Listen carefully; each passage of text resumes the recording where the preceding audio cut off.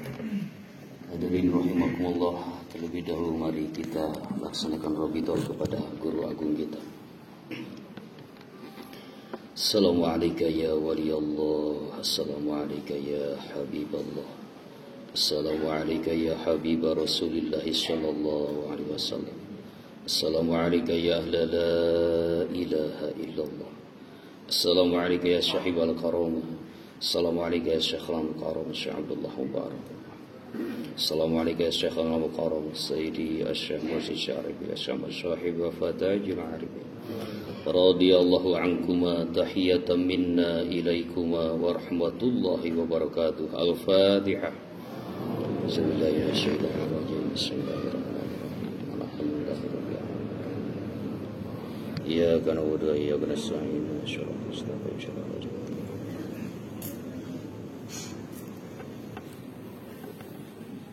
Assalamualaikum warahmatullahi wabarakatuh.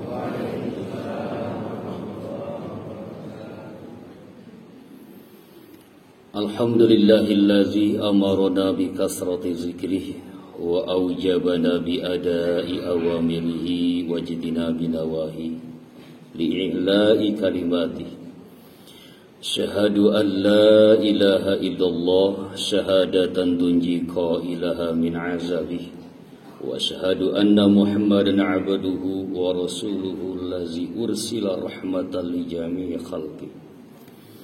Allahumma fassalli wa sallim wa barik ala Sayyidina Muhammadin sallallahu alaihi wasallam nabiyhi wa rasulihi wa ala alihi wa ashabihi wa man tabi'ahu bi ihsanin ila yaumi liqa'i rabbih.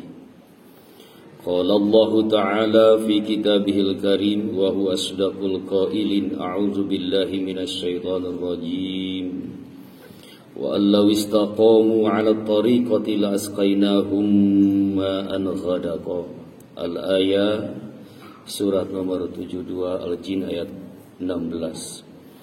Ilahi anta maqsudi wa ridhaka matlubi a'tini mahabbataka wa ma'rifataka amma ba'du. Salam tahiyah Islamiyah yang pertama disampaikan kepada pengemban amanah sesepuh Pondok Pesantren Suryalaya, yang semoga rahmat dan keberkahan dari Allah senantiasa mengiringi beliau. Selanjutnya salam tahiyah Islamiyah disampaikan pada Pangersa Umi beserta seluruh Ahlul Bait dari Pangersa Abah Anom, demikian juga Ahlul Bait dari Pangersa Abah Sepuh, yang semoga semuanya senantiasa diberi kekuatan al-quwah wal amanah oleh Allah dalam meneruskan perjuangan Guru Agung Pangersa Abah Sepuh, Pangersa Abah Anom. Salam tahiyah Islamiyah selanjutnya disampaikan kepada para wakil takin, wabil khusus yang telah hadir di Pondok Pesantren Suryalaya, terkhusus lagi yang hadir di Masjid Nurul Asror, Pangersa Kiai Haji Indis. Semoga beliau khususnya semuanya pada umumnya senantiasa dalam kesehatan zahir batin, sehingga semakin diberi kekuatan dari Allah dalam mengemban amanah untuk tetap mendakwahkan kalimatullah, kalimah ikhlas, kalimah la ilaha illallah. Selanjutnya disampaikan juga kepada para mubalik, para asatid wal asatizat, para imam khotaman, sesepuh manaqib, para petugas yang mengemban tugas lingkungan Pondok Pesantren Suryalaya, yayasannya, DTKN-nya, GMPS, Ibu Bella, dan semua, juga para petugas di dapur. Dan hadirin wal hadirat rahimakumullah, kita bersyukur kepada Allah atas anugerah yang senantiasa dilimpahkan kepada kita semua. Anugerah teragung dan terindah, bahkan terhebat sepanjang masa dan tidak akan pernah melebihi kehebatan tersebut, adalah keindahan, kenikmatan Islam, iman dan ihsan. Di antaranya yang tengah kita nikmati hari ini, kenikmatan Islam dinikmati oleh raga kita, di mana kita diberi kemampuan melaksanakan syariat Islam dengan ilmu fikihnya. Kenikmatan iman, yakni kenikmatan ruhani kita, di mana kita diberi kemampuan untuk melaksanakan rukun iman dengan ilmu tauhidnya. Dan kenikmatan ihsan adalah kenikmatan jati diri rasa kita, ruh yang terdalam sejati ruh kita dengan diberi kemampuan menikmati rukun ihsan dengan pelaksanaan ilmu tasawuf melalui metode thariqah Qadiriyah Naqsabandiyah Pondok Pesantren Suryalaya Tasikmalaya. Semoga hadirnya kita di sini merupakan bagian daripada wujud syukur kita kepada Allah Subhanahu wa taala. Syukur kepadanya dengan ucapan alhamdulillahirabbil alamin beserta salawat dan salam kepada baginda alam Rasulullah Muhammad sallallahu alaihi wasallam beserta keluarga dan sahabatnya dalam untayan Allahumma shalli ala sayyidina Muhammadin wa ala alihi washabihi wasallim. Dan semoga juga rahmat dan keselamatan tersebut disampaikan kepada para pengikutnya, wabil khusus para aulianya Allah yang dimuliakan dengan pirang-pirang karomah. Juga kepada kita semua yang senantiasa belajar melaksanakan sunnah-sunnahnya hingga umat akhir zaman, wabil khusus anak turunan kita. Semoga semuanya mendapatkan rahmat Allah. Amin ya Allah ya rabbal alamin. Hadirin ikhwani rahimakumullah. Betapa panjang perjalanan kita dalam pelaksanaan amaliyah, wabil khusus amaliyah dalam lingkungan thariqah Qadiriyah Naqsabandiyah Pondok Pesantren Suryalaya. Begitu besarnya tantangan kita, terutama sejak ditinggalnya kita oleh guru agung. Namun betapa besar pun tantangan ini, betapa dalam kehebatan dalam samudera rasa kita yang menggoda dalam jiwa kita, yang menggoda dalam diri kita sebagai musuh terbesar internal kita yaitu hawa nafsu kita, didukung oleh musuh eksternal yaitu setan. Jauh tak akan menandingi jika di dalam kalbu kita tetap memiliki keimanan yang teguh, ketauhidan yang kuat, dan keyakinan terhadap guru agung kita. Keimanan, keyakinan, dan keteguhan ketauhidan ini kita bisa mewujudkan dalam melaksanakan amanah-amanah guru agung kita. Dan amanat besarnya adalah untuk senantiasa mengamalkan apa yang telah diwariskannya. Maka untuk itu mari kita bermuhasabah diri untuk senantiasa membaca diri sejauh mana amaliyah kita yang telah kita jalankan sebagai warisan dari guru agung kita. Bila mana kita memang ingin diakui sebagai muridnya, maka tiada lain dan tiada bukan, hanya satu caranya, mengamalkan warisannya. Dan amalan tersebut dirangkum dalam istilah DKM saja. DKM saja yaitu zikir, khataman, manakib, saja, sholat sunat, dan ziarah. Yang 5 ini menjadi pokok dasar amaliyah kita dalam menjalankan warisan dari guru agung. Zikir harian, khataman mingguan minimal 1 kali, zikir harian jahannya 165 minimal setiap pada sholat. Jangan sampai kita terus-terusan memberikan DP tetapi tidak pernah dibayar angsurannya. 3 kali ketemu duhur 3, ketemu asar 3, ketemu maghrib 3 kali, tidak pernah kita menutup untuk angsurannya. Lama-lama datang debt collector. Bayaran Anda mana? Angsuran sudah 5 bulan Anda belum membayar zikir Anda.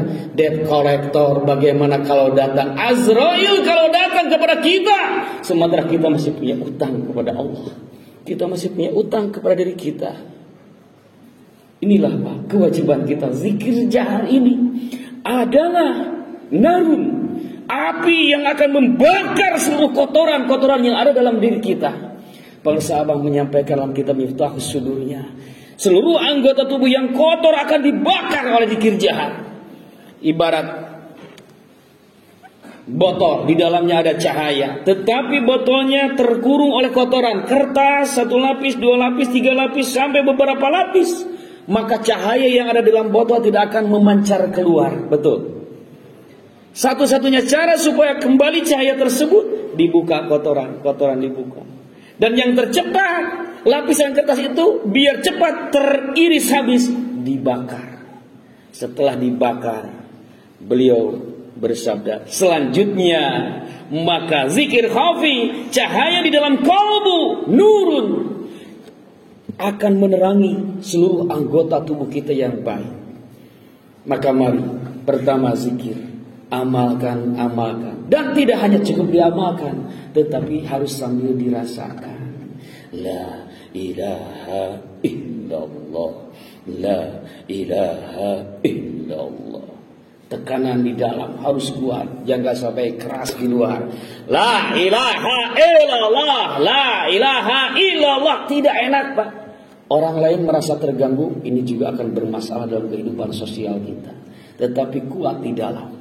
La ilaha illallah, la ilaha illallah, la ilaha illallah. Itu syarat dari guru aku.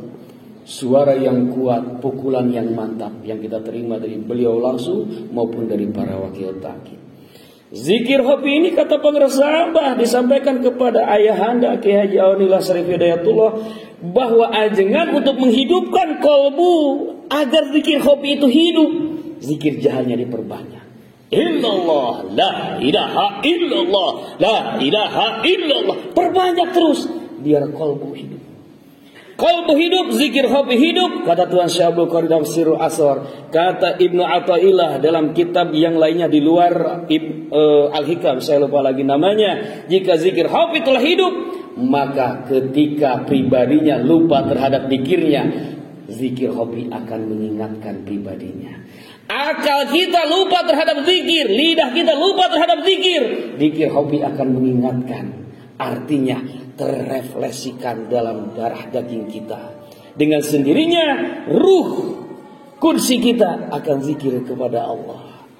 Kesana apa? Untuk tujuan kita. Dan kesanalah arah minimalnya pengersa apa? Maksimalnya adalah menuju ma'rifat kepada Allah Subhanahu wa ta'ala. Maka mari kita hidupkan, mari kita upgrade amaliyah kita. Yang per minggunya khotaman, yang belum mampu khotaman tam, para khotaman yang hitungan 80, 500 belum bisa, tidak apa-apa kata beliau untuk pelatihan. Bagaimana? 3 kali, 5 kali, silakan minimal 1 minggu 1 kali.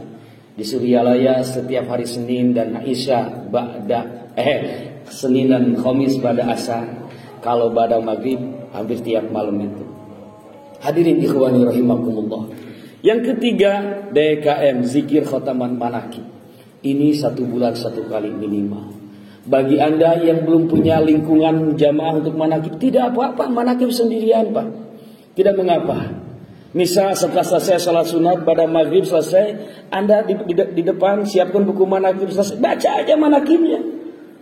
Baca. Salat tawasul kan sudah tadi di pada maghrib. Tinggal baca.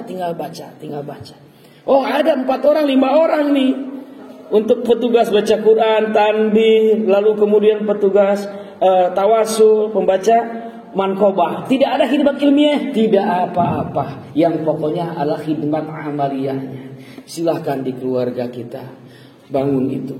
Ini amaliyah kita yang pokok. Selanjutnya sahnya sholat sunat. Ya Pak, itu ada panduannya di buku ibadah. Warisan dari pengersa Abah. Silakan yang belum punya tinggal beli, tinggal melaksanakan. Dengan talqin zikir semuanya sudah diijazahkan oleh pengersa Abah. Terakhir ziarah. Ini merupakan warisan dari guru agung kita. Maka mari kita tekankan, tingkatkan dalam hati kita. Tiada lain dan tiada bukan untuk kebahagiaan kita dunia akhirat, melainkan amalkan torikoh kalawannya kerna honta kebahagiaan zahir batin dunia akhirat, kenyingkahan segala kagorengan zahir batin dunia akhirat. Ibu bapak mau bahagia, amalkan takiyah. Ibu bapak mau selamat dari mara bahaya, ada anak turunan, ada keluarga yang sedang sakit, amalkan torikoh.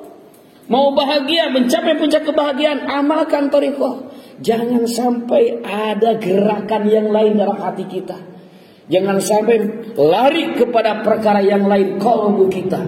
Cukup amalkan torikoh kalawan kita masalah apa? Ya, aing geus gamageun geus 10 tahun dina torikoh. Tapakan merenteknya dikir. Asal-asalan we loba nama dikir dengan asal-asalan. La ilaha illallah. Kadang agak ilah-ilah. Syarat saur pangarsa Abah mengamalkan itu dasi. Naon dasi di Miftahul Sudur?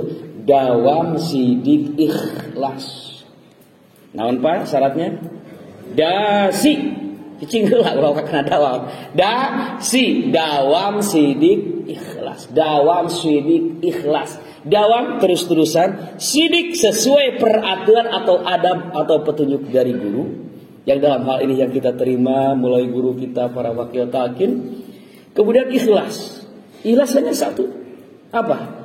Bukan berarti ikhlas tidak ada uang. Ikhlas hanya satu. Kita melaksanakan amaliyah karena ada perintah dari Allah. Gitu aja ikhlas.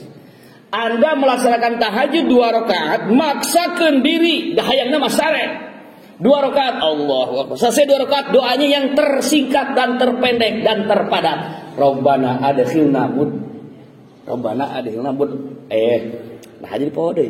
Rabbana adkhilna mudkhala sidqi wa akhrijna mukhraja waj'alna min ladunka sultanan nasira. Sakitu rengse Pak. Ikhlas eta ikhlas. Nah maka ikhlas da lamun nuturkeun hawa nafsuna mah sare moal salat. Gitu. Mangga Pak, urang sasarengan ningkatkeun eta. Jangan berpikir yang lain, jangan berpikir tentang mursyid. Awas, ini godaan-godaan dalam bertoriko. Perhatikan Pak, tidak wajib mencari mursyid yang hidup. Tidak wajib. Yang wajib mencari mursyid yang hidup itu syaratnya apa? 1, dia telah sidik dalam bertoriko. Di kitab Al-Anwarul Qudsiyah. 1, dia telah sidik di dalam bertoriko. Orang yang telah sidik di dalam bertoriko, pekerjaannya bukan di alam nasut lagi, tetapi minimal di alam malakut. Minimal di alam malakut. Dairatul malakut. Orang yang sidik maksimal di sana di alam apa tadi? Jabarut. Ini dalam berbagai kitab termasuk dalam kitab Insan Kamil warisan Kanjeng Syekh Sultanul Aulia wa Imdatul Ulama Syekh Pamijahan. Itu yang minimal Pak mencari mursyid. Makanya kata Tuhan Syekh Abdul Qadir Al-Jilani dalam kitab Sirrul Asrar disebutkan, fa innal auliya'a, maka sesungguhnya para wali itu mursaluna, mereka diutus lil khawas. Fa innal auliya lil khawasi mursaluna, bahwa mereka para wali itu hanya diutus bagi orang-orang khawas, la lil awam, bukan untuk orang awam. Orang karek SD geus sayang diguruan ku profesor oon sugan. Bener tuh Pak? Karak PAUD cantamat SDG cantamat geus sayang diguruan ku profesor. Kita yang awam sudah ngajrit maratan langit ngocek maratan jagat. Hayang datang mursyid keho sugan maneh.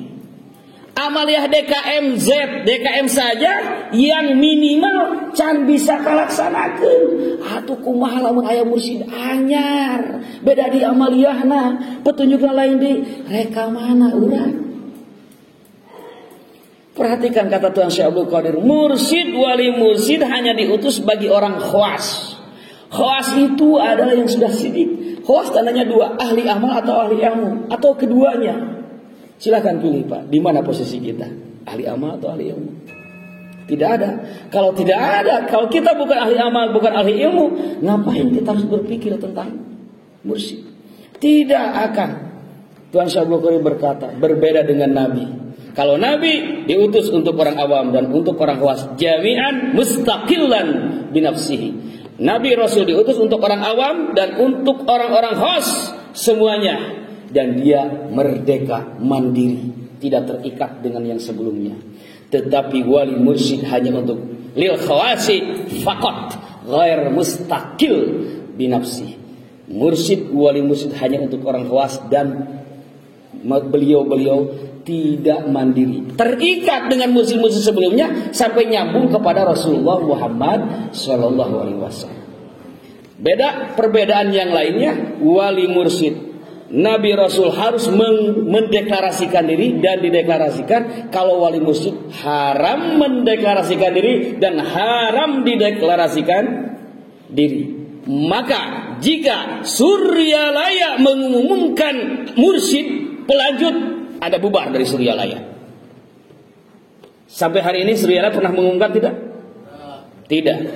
Mereka Ahlul Bait, mereka para wakil takin, dan mereka para ulama dalam TKN kita sangat paham, Pak. Bukan tidak ada mursyid. Yakin kursi kemursidan sudah diisi, tidak akan pernah kosong. Lihat Lataiful Minan karya Ibnu Athaillah. Di sana juga disebutkan, ada riwayat, ada sejarah di sana. Kursi kemursidan tidak akan pernah kosong. Tetapi masa untuk publikasi ada waktunya. Tidak boleh dipublikasikan sembarangan. Jika seorang naik menjadi mursyid, lalu kemudian dia mendeklarasikan diri, maka dengan sendirinya batal kemursidannya. Bukan berarti Pangeran Abah tidak tahu. Beliau sangat tahu siapa yang harus melanjutkan. Tetapi beliau sangat paham. Ini harus disembunyikan. Al-Kibritul Ahmar, belerang merah, harus disembunyikan. Tidak boleh sembarangan. Maka disembunyikan. Bukan berarti tidak ada fakta akurat. Yakin Pangeran Abah nyimpan fakta akurat. Bukti yang akurat, bukti konkret, tetapi belum waktunya, harus disembunyikan. Maka jika kita berjerit, berteriak, hadirkan mursyid, kirim mursyid, umumkan mursyid, pahamilah, kalau kita sebagai orang awam pembodohan diri yang paling menonjol, kita terlempar dari thariqah kita. Kalau kita sebagai seorang arif, maka perhatikanlah, itulah tajahulul arif, pembodohan diri seorang arif. Dan itu menurut Ibnu Athaillah masuk kepada pembelotan pikiran kita. Ijtihaduka fima turiba minka waqti sorika fima tuminalaka dalilun ala dimas basirati minka. Kita memikirkan sesuatu yang telah diatur oleh Allah, mursyid telah diatur oleh Allah, lalu melupakan urusan kewajiban kita, amaliyah kita, mengabaikan amaliyah kita, karena fokus terhadap itu. Setiap jamaah, setiap majlis mendiskusikan perihal mursyid tersebut, amaliyah kita lemah. Kata Ibnu Athaillah, itulah tanda gelapnya hati kita. Hadirin ikhwani rahimakumullah.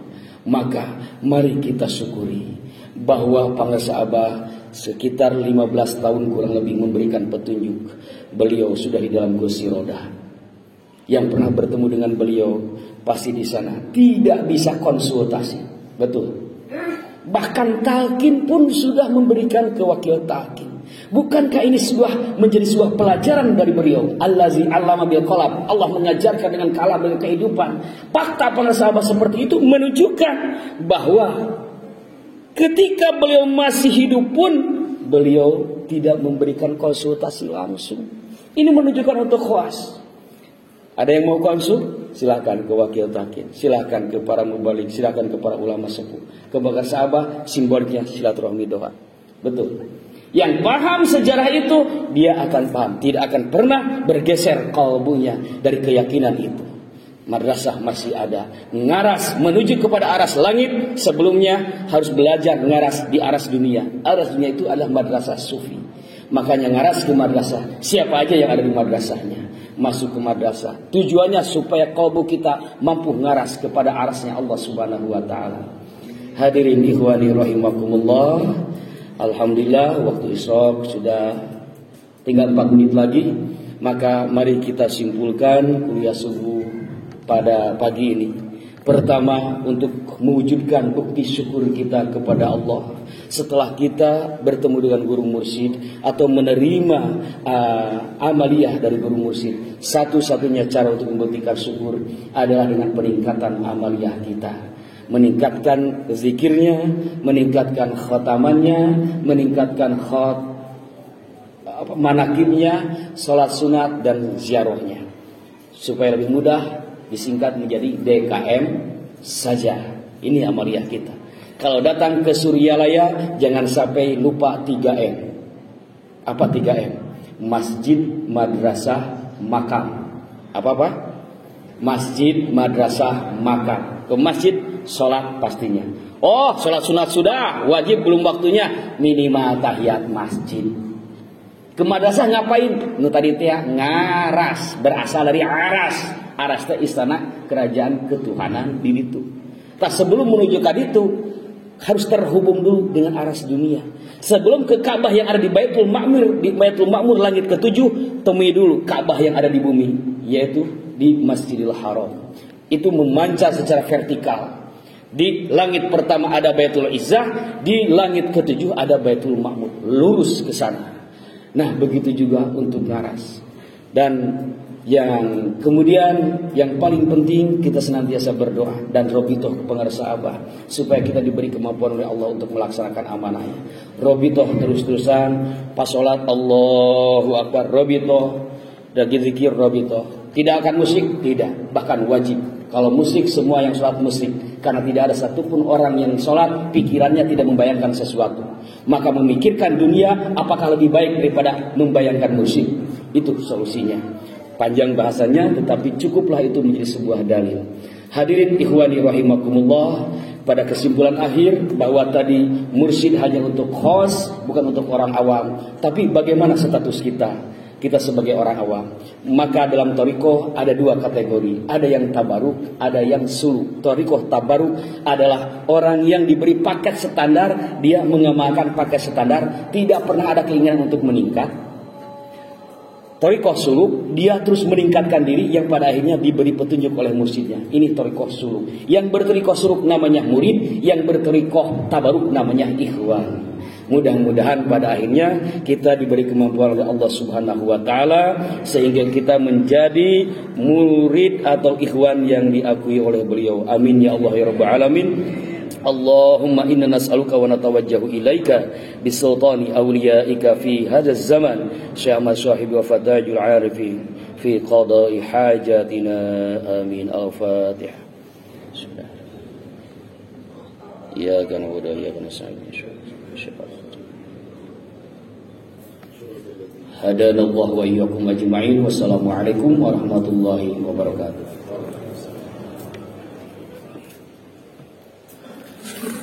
Terima kasih Pak Najab yang telah menyampaikan kuliah subuh.